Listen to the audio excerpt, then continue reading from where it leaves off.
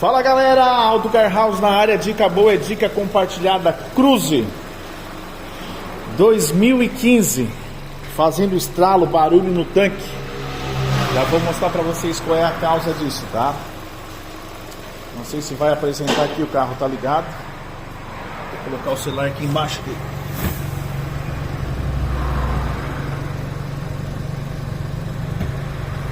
Não sei se dá pra ouvir aí, tá meio barulhento. Mas ele fica dando uns tuc, tuc.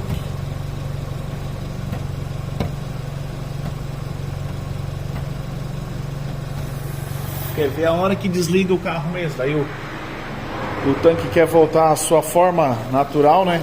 Galera, o problema desse carro tá aqui, ó. Essa é a válvula do canister. É uma válvula que tira os gases. Conforme o carro anda, vai criando uns gases na gasolina lá dentro do tanque.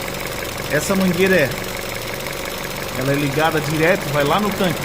E essa outra aqui, ó, que entra por aqui, ela é ligada aqui na admissão do motor aqui. Então ela tem uma sucção direto, puxando os gases. E essa válvula aqui é feita para despressurizar, para queimar, para trazer aqueles gases que estão lá inflando o tanque. Com o balançado do carro, né? Eles dão uma inchada no tanque. Essa válvula ela é feita para puxar esses gases e jogar aqui para queima aqui. Mas não é sempre. Ela tem que abrir e fechar. Então o processo dela aqui, ela está danificada, ela está puxando direto os gases, entendeu? Então onde fica tipo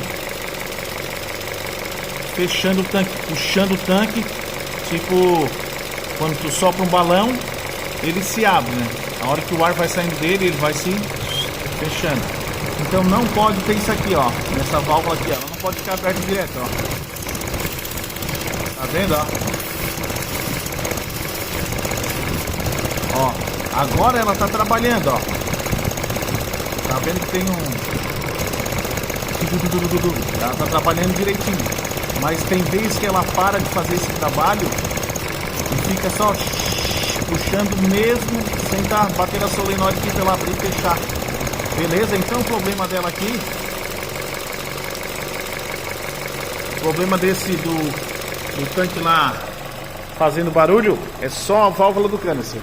Beleza? Cruze 1.8, motor Ecotec, bem normal dele fazer isso aí, tá? Pode crer. Valeu!